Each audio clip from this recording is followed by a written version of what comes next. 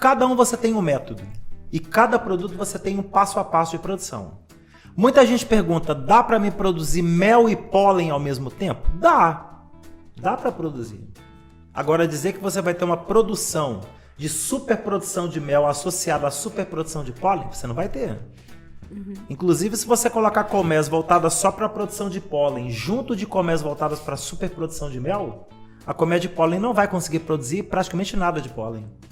Porque você tem super colônias com mais de 100 mil abelhas produzindo mel, e a colmeia produtora de pólen, ela tem que ter no máximo 40 mil abelhas. Ou seja, ela vai trabalhar só o ninho. Ah, é verdade, professor? Ela não vai trabalhar ninho e sobreninho. Então, se alguém estiver pensando em fazer ninho sobre ninho, o método C da abelha para produzir pólen é complicado. Houve um piloto disso feito pelo professor Gustavo Bijos lá no Mato Grosso do Sul, ele trabalhando ninho e sobreninho, onde ele constituiu super colônias para a produção de pólen. Ele chegou a ter uma boa produção. Só que ele teve que abrir mão da produção de mel. Porque o período da produção de pólen coincide com o período de produção de mel. É a diferença do Brasil para os países europeus que o senhor falou. Exatamente. Você tem ali uma separação dos períodos de safra de pólen e de safra de mel. São os países de clima definido. Primavera é primavera, verão é verão, outono é outono, inverno é inverno. No Brasil não é assim. Não é. Nós temos na maior parte do Brasil apenas 2 estações definidas. Nós não temos 4. Os estados do sul do Brasil até têm.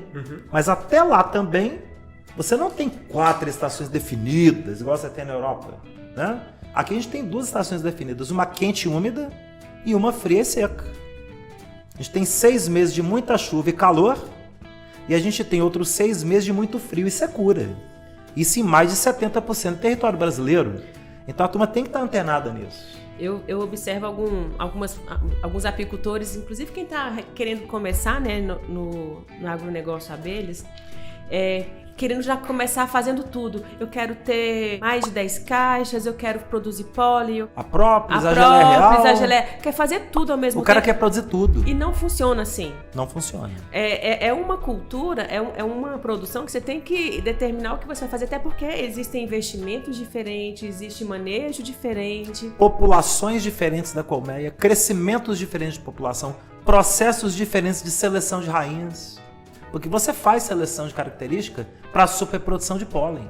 Então tem que partir da ótica de qual? Que você vai fazer também uma seleção de característica para a produção de pólen na rainha.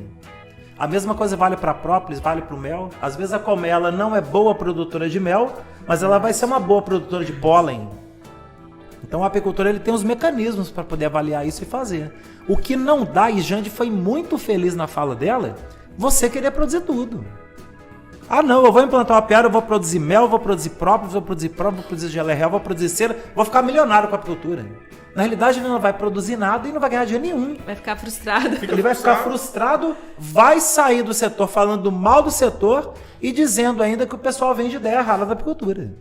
Então você vai produzir mel? É mel. Você vai produzir própolis? É própolis. Você vai produzir pólen? É pólen. E tem que estar ciente da região que você tá. Boa. Né? Não é toda região que vai te dar condição de qualquer produção. A gente pega o exemplo exatamente do trabalho do professor Gustavo Bijos. Ele alcançou uma boa produção de pólen? Alcançou. Ele conseguiu ali 700 gramas de pólen ali, ótimo, bacana. Só que o período de produção de pólen coincidia com o quê? Com o período da produção de mel. Então ele tinha que escolher, ou ele produzia muito pólen, ou ele tirava 90 quilos de mel. Ele não pensou 2 vezes, eu vou produzir mel.